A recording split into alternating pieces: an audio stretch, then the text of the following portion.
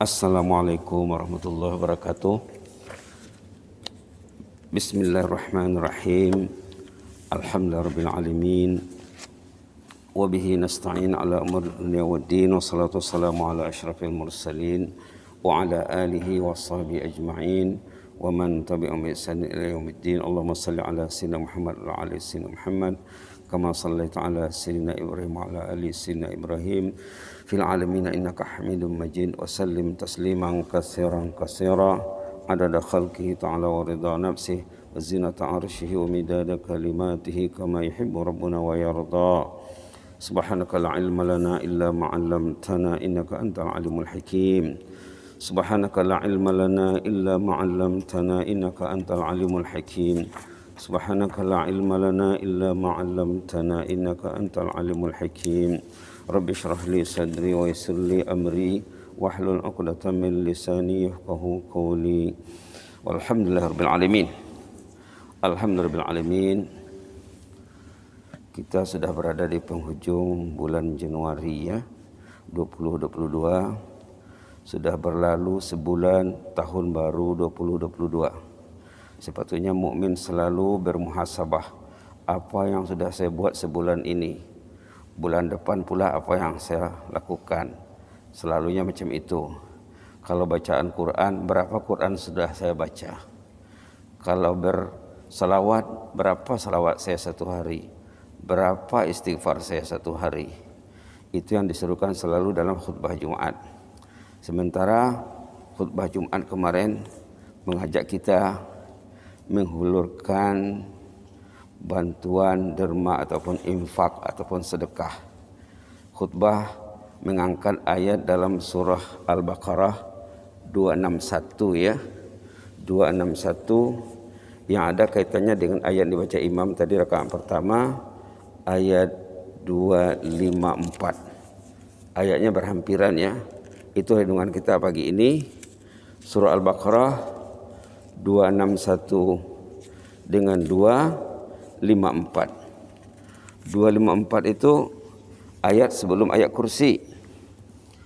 261 di sebelahnya. Yang buka Quran boleh dibaca ya, halaman 44. Ayat 261 tentang al-infaq. A'udzubillahi minasyaitonir rajim. Bismillahirrahmanirrahim. Mathalul ladzina yunfiquna amwalahum fi sabilillahi kamathali habbatin anbatat sab'a sanabila fi kulli sumbulatin mi'atu habbah wallahu yudha'ifu liman yasha' wallahu wasi'un alim. Amanna bika ya Rabb fazidna imanan ba'da iman.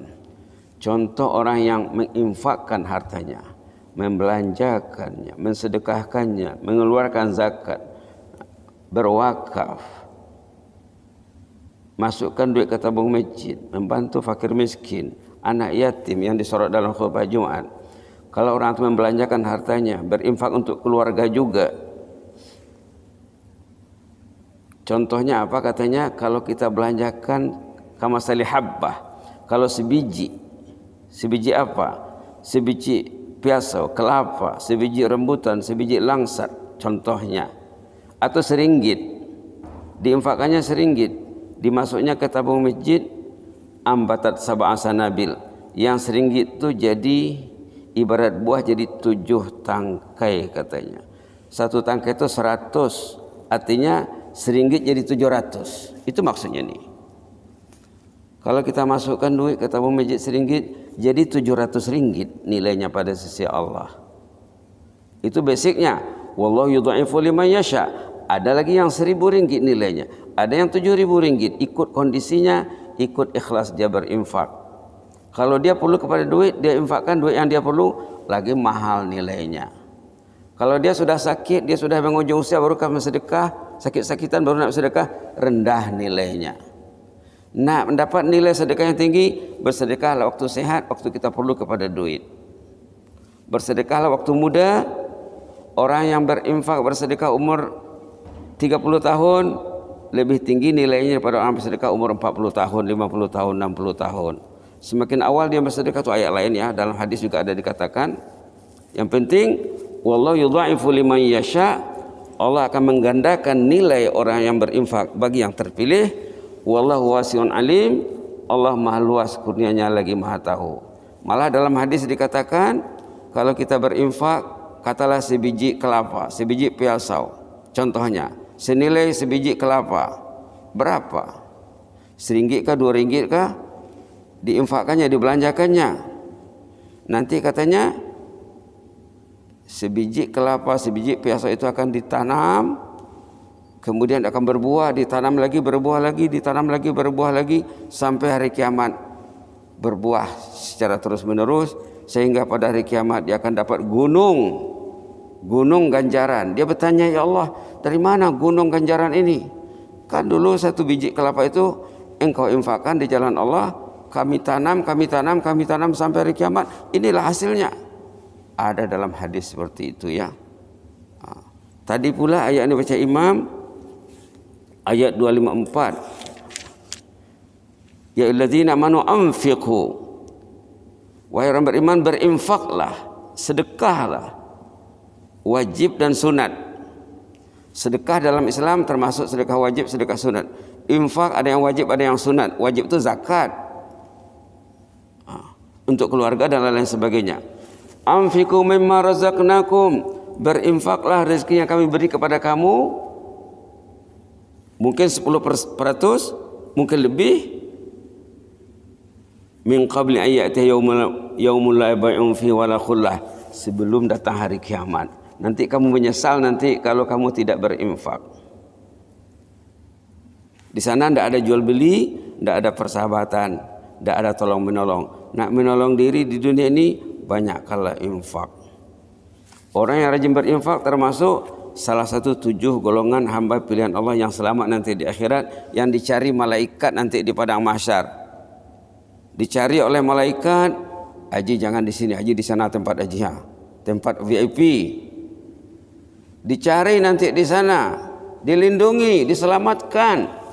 Orang semua berjemur, berpanas, berenang dalam lautan azab, dia selamat bersama 7 kelompok.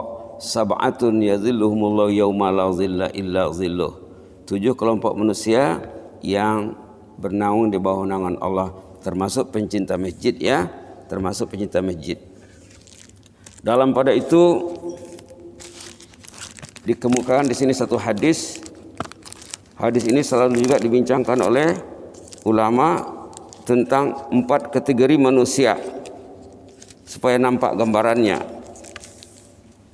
Bismillahirrahmanirrahim. Hadis ini riwayat Imam Tirmizi, katanya hadis hasan sahih. Apa ceritanya? Rasulullah pernah bersabda, berpesan, "Uhadditsukum hadisan fahfazuh," katanya. Saya akan menyampaikan satu hadis, dengar baik-baik. Untung kalau didengar. Apa kata baginda? Innama dunya li arba'ah. Innama dunya li arba'ati nafar. Dunia ini dihuni oleh 4 kategori manusia. Coba pilih-pilih kita kemana masuknya. Dalam Quran ya, dalam hadis selalu ada pengelompokan, pengkategorian. Kita ada sebut dalam Fatihah saja ada 3 kategori manusia. 1 yang baik, 2 yang tak baik. Kalau kita membaca Fatihah, kita patutnya tahu mana yang mau dipilih. Yang baik dalam Al-Fatihah, alladzina an'amta alaihim.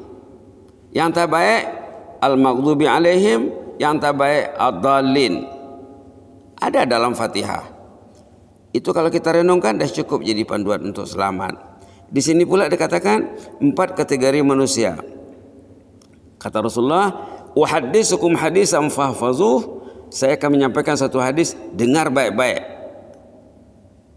Perhatikan. Innama dunya li arba'ati nafar. Dunia ini milik 4 kelompok manusia. Ada 4 kelompok manusia di dunia ini.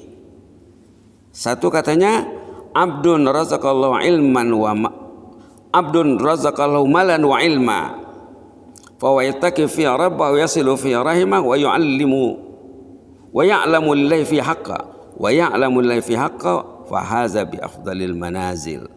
Kelompok pertama, orang yang ada duit, ada ilmu, berduit dan berilmu, lalu duit tadi disalurkan ikut keredaan Allah, bukan disimpan untuk menghubungkan silaturahim katanya, untuk melakukan hak Allah dalam uang tadi, zakat dan lain-lain sebagainya. Orang yang berduit berilmu, berilmu berduit. Satu. Yang kedua, wa abdun razaqallahu ilman wa lam yarzuqhu mala fa huwa sadiqun niyah yaqulu law anna li malan la amiltu bi amali fulan fa huwa bi niyyati fa ajruhuma sawa. Yang kedua, orang yang ada ilmu tapi tidak ada duit. Tapi dia lihat orang yang berilmu, yang berduit nomor satu tadi, kategori pertama tadi, kalau saya ada duit, saya mesti buat macam orang itu. Orang itu rajin berinfak, orang itu pemurah, saya akan buat seperti itu. Tapi dia tidak ada duit, dia ada ilmu saja. Tapi dia melihat orang alim yang pemurah, kalau saya ada duit, saya akan lakukan seperti yang dia buat itu. Kata Rasulullah, pahalanya sama. Melihat orang pemurah, orang beriman yang berinfak, kita lihat dia, ya Allah, kalau Engkau beri aku rezeki, aku akan berinfak seperti dia itu. Dapat dia pahalanya, pahala berniat. Fa ajruhuma sawa, ganjarannya sama katanya. Yang ketiga, wa abdun razaqallahu malan wa lam yarzuqhu ilma. Ada orang dikasih uang, ilmu tak ada. Kaya duit, miskin ilmu. Lalu tidak pandai dia menggunakan duitnya macam mana. Lalu duitnya habis, dihamburkan ke sana ke sini, tidak tentu hasilnya. Akhirnya duitnya habis. Mungkin dia, kalau zaman boleh melancong ya, mungkin melancong ke sana, melancong ke sini, umrah tak pergi, contohnya begitulah. Pembangunan masjid tidak pernah difikirkan, pembangunan madrasah tidak pernah difikirkan, pembangunan mahtafiz tidak pernah dipikirkan, sponsor penuntut ilmu tidak pernah difikirkan. Akhirnya duitnya habis, berfoya-foya ya, ke sana ke sini, kemana tempat pelancongan yang dia tidak pergi, dah diaganya ke semuanya. Subhanallah. Di mana shopping center, di mana restoran, di mana, dah tahu dia semuanya, karena duitnya banyak. Duit tidak diinfakkan untuk jalan Allah, katanya, wala ya'lamu lillahi fiha haqqan, tidak tahu dia hak Allah dalam hartanya. Kata Rasulullah di sini, fahaza bi akhbathil manazil, orang ini paling teruk kedudukannya, rendah sekali, jelek sekali. Subhanallah. Ada duit, tidak ada ilmu. Nomor satu tadi, ada ilmu, ada duit. Nomor dua, ada ilmu, tak ada duit. Nomor tiga, duit banyak, ilmu tak ada. Duit itu perlu dikendalikan dengan ilmu. Tengok sahabat Nabi ya, tengok Khadijah, tengok Abu Bakar, tengok Utsman. Khadijah habis duitnya untuk sponsor Rasulullah SAW, sehingga jatuh miskin akhirnya. Subhanallah. Abu Bakar semuanya hartanya dibelanjakannya untuk agama Allah. Waktu dia berhijrah, dibawanya usirnya semuanya. Ditanya oleh Rasulullah, untuk anak istrimu apa? Allah menjamin rezeki mereka, katanya. Kita kan ada Allah, Allah tidak akan sia-siakan mereka. Coba ya. Jadi yang ketiga ini, ada duit, tidak ada ilmu. Kata Rasulullah, orang itu bi akhbathil manazil, tempatnya sangat rendah dan jelek sekali. Yang keempat, wa abdun lam yarzuqullahu malan wala ilma. Yang keempat, usin tak ada, duit tak ada, ilmu tak ada. Dia tengok orang kaya yang berfoya-foya tuh, kalau saya ada duit, saya pergi Bali, saya pergi Hanya, saya pergi Hanoi, saya pergi Hong Kong, dia cakap. Saya pergi Manila, dia cakap. Saya pergi Hawaii, dia cakap. Disebutlah nama-nama tempat orang yang suka pergi. Bukan pergi Mekah, pergi Madinah, dia cakap. Kalau saya ada duit, saya akan buat seperti orang yang berduit yang menghabiskan duitnya ke sana ke sini itu. Saya akan terbang sana terbang ke sini katanya. Angan-angan setinggi langit. Lalu kata Rasulullah bahwa dosa orang yang keempat sama dengan dosa orang yang kedua tadi. Tidak ada duit tapi angan-angannya setinggi langit, ingin menghamburkan duitnya ke sana ke sini, orangnya berdosa. Duit yang dipikirnya, kalau saya ada duit, saya akan beli ini, buat ini, bangun ini. Untuk kemewahan dunia saja ya. Temporary, kehidupan temporary, bukan untuk membangun di akhirat. Yang pertama kedua tadi untuk membangun akhirat, yang ketiga untuk membangun dunia, yang keempat sama angan-angannya dengan yang ketiga untuk membangun ke dunia, bersenang-lenang ke dunia. Kata Rasulullah, fa wizruhuma sawa, dosa orang tidak berduit, tidak berilmu, tapi dia kalau ada duit dia ingin buat macam-macam benda yang nak buat, yang dilarang Allah, dia berdosa hidupnya. Tak ada duit, tak buat apa, dia berdosa. Kenapa? Karena niat tak betul. Maka perlu kita berniat mencontohi orang alim, orang yang pemurah, yang beriman. Jadi orang tu kalau tak ada duitnya, kalau dia lihat orang alim, orang saleh yang rajin berinfak, ya Allah kalau saya ada duit saya akan buat seperti itu. Kata Rasulullah, dapat dia pahalanya. Subhanallah, subhanallah. Mudah-mudahan ada manfaatnya ya. Jadi begitulah, kalau kita berinfak, ganjarannya tadi 1 ringgit 700 dapat, malah dapat lagi lebih tinggi dari itu. Kalau kita tidak berinfak, bahaya ya. Kalau tak berniat juga bahaya. Kemudian dalam ayat juga disebut, kita jangan takut duit yang kita infakkan itu akan diganti Allah. Tengok ayat ya, tengok janji Allah dalam Quran bahwa duit yang dibelanjakan itu akan diganti oleh Allah. Subhanallah. Jangan risau, jangan risau. Insya Allah. Tengok ayat 39 ya, 39 halaman 432 surah Saba. Duit yang dibelanjakan akan diganti Allah. Ayat 39 di bawah sekali Allah memperingatkan, Qul inna rabbi, a'udzubillahi minasyaitonir rajim. Qul inna rabbi yabsutur rizqa liman yasha'u min ibadihi wa yaqdiru lah. Wa ma anfaqtum min syai'in fahuwa yukhlifuh wa huwa khairur raziqin. Allah marzuqna wa anta khairur raziqin. Qul, sampaikanlah kepada jemaah Masjid Salihin, inna rabbi yabsutur rizqa liman yasha. Allah itu akan melapangkan rezeki orang yang dipilihnya. Min ibadih, daripada kalangan hambanya. Wa yaqdirulah, ada yang rezekinya sedikit, ada yang banyak, ada yang lebih-lebih, ada yang cukup-cukup saja. Kata orang seberang, pas-pasan saja. Yang jelasnya, wa ma anfaqtum min syai'in fa huwa yukhlifu. Setiap infak yang kamu belanjakan akan diganti Allah. Wa huwa khairur raziqin. Allah sebaik-baik memberi rezeki. Jangan dikira duit yang dibelanjakan itu hilang begitu, akan diganti Allah. Allah mengganti macam mana tadi? 1 ringgit boleh-boleh menjadi 700 ringgit di dunia dan di akhirat. Dalam pada itu orang yang berinfak akan didoakan malaikat. Ada malaikat mendoakan orang yang berinfak. Apa katanya? Allah ma'ti mumfiqan khalafa. Ya Allah, gantikanlah harta orang yang bersedekah itu ya Allah. Malaikat mendoakan. Ingin didoakan malaikat, keluarlah duit. Sama ada untuk tabung anak yatim seperti yang disuruhkan dalam khutbah Jumat. Sekarang katanya boleh melalui SMS saja. Senang ya? Senang. Boleh melalui SMS saja. Untuk mensupport tabung derma anak yatim. Katanya di sini harta yang diinfakkan itu akan diganti Allah. Dan orang itu akan didoakan malaikat.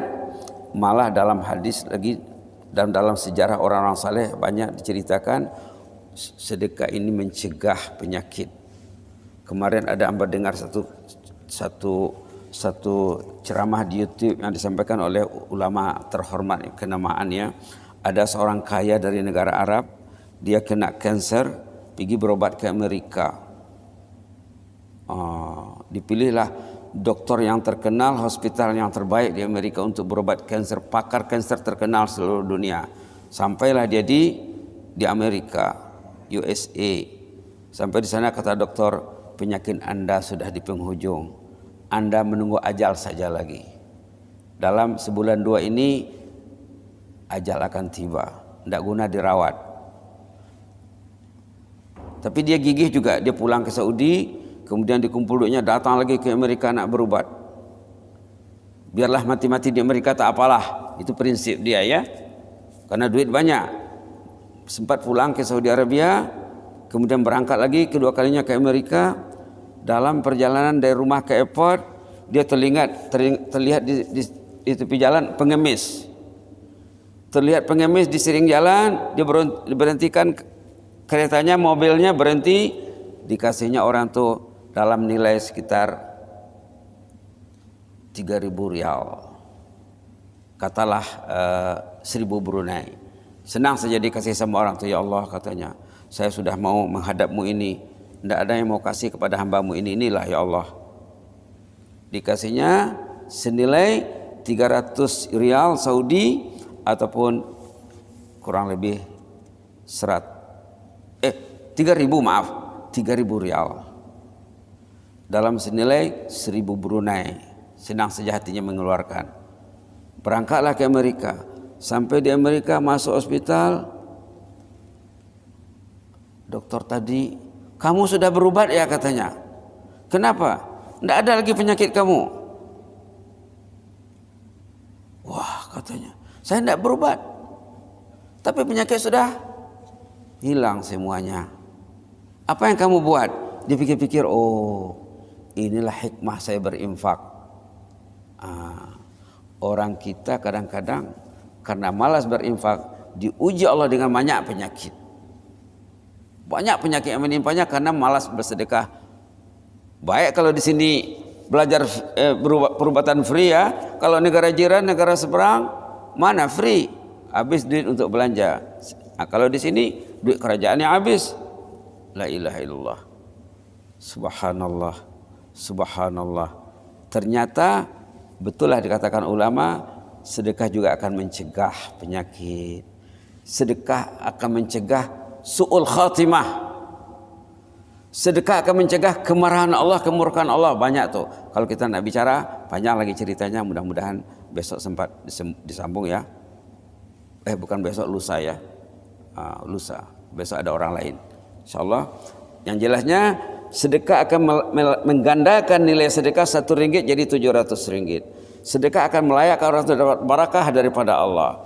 Sedekah akan melayakkan orang dapat doa malaikat. Sedekah akan melayakkan orang itu terhindar pada penyakit, wabak dan lain sebagainya. Kalaupun dia ditimpa penyakitnya akan berkurang. Kalau dia yakin penyakitnya sembuh, insya Allah akan beri kesembuhan. Jadi perlu kepada niat yang betul juga. Ada cerita seorang ulama zaman dulu bersama Imam Hasan Basri. Ini ulama terkenal yang selalu disebut namanya.